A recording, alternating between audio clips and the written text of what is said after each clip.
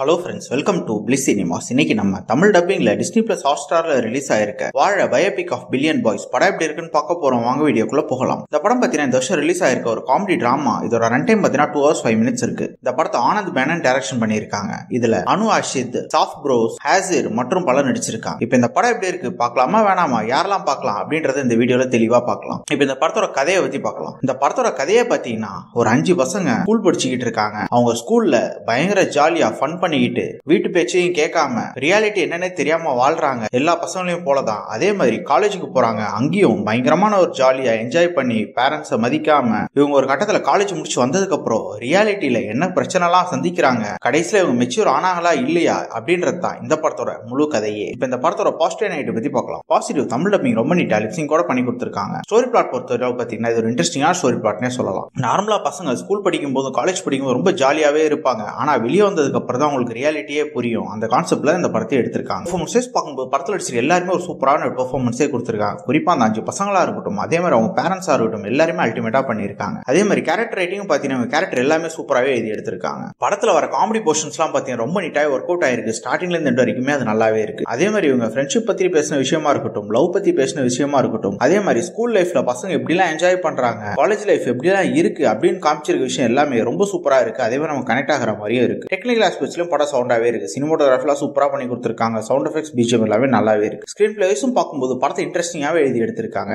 ஏன்னா இந்த படத்தை நம்ம ஈஸியா ரிலேட் பண்ணிக்க முடியுது. அதனால பார்க்கிறதுக்கு ரொம்பவே இன்ட்ரெஸ்டிங்கா இருக்கு. படத்துல அங்கங்க இவங்க சொல்லியிருக்க மெசேஜும் நல்லாவே இருக்கு. இந்த படத்தோட நெகட்டிவ்னு எனக்கு தெரிஞ்சது பார்த்தீங்கன்னா படத்துல எமோஷன் சீக்வன்ஸ் கரெக்டா நமக்கு ஒர்க் அவுட் ஆகல.